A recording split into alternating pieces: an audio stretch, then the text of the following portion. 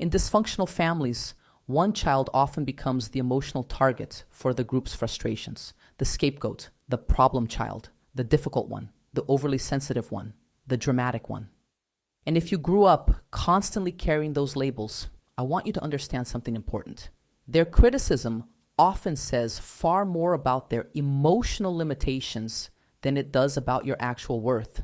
Because in many dysfunctional family systems, the child who notices problems, questions inconsistencies, expresses emotions honestly, or refuses to completely abandon themselves becomes threatening to the system.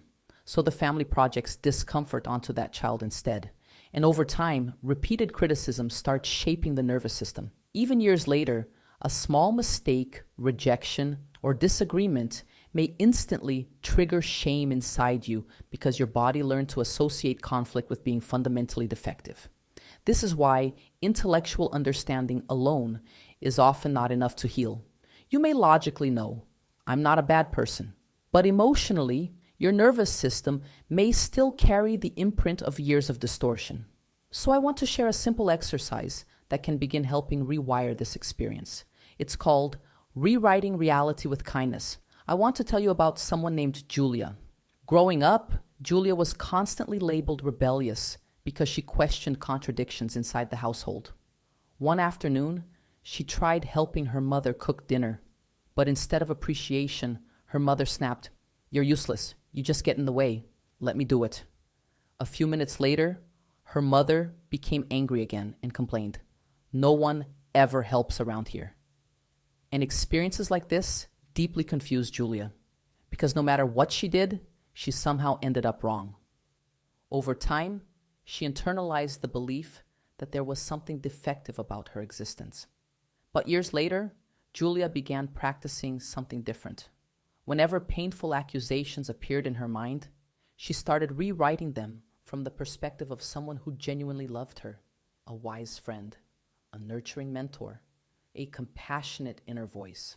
So instead of accepting "you're useless and just get in the way," she rewrote it as, "I am a capable human being, learning through experience. I deserve space to grow, learn, and participate without humiliation." And something important started happening. Her nervous system slowly began differentiating between distorted projections and reality. Because kindness grounded in truth is not delusion, it is psychological repair. So this is your invitation today. Whenever a family accusation creates emotional pain inside you, pause for 5 minutes. Write down the accusation, then rewrite it from the perspective of someone wise, loving, and emotionally healthy. Maybe the accusation is, "You're selfish." And the rewritten truth becomes, "I am learning to have boundaries after years of self-abandonment." Maybe the accusation is, "You're too sensitive." And the rewritten truth becomes, "My emotions deserve respect, and sensitivity is not weakness." Or maybe the accusation is, "You ruin everything."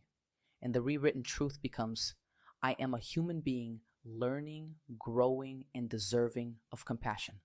This practice helps calm the nervous system. It helps restore clarity. And most importantly, it helps separate your identity from the distorted emotional atmosphere you grew up inside. Because healing is not learning how to become emotionless. Healing is learning how to stay connected to reality, even when other people project distortion onto you. Want more practical information for healing from toxic family systems? Download your Break the Chains roadmap.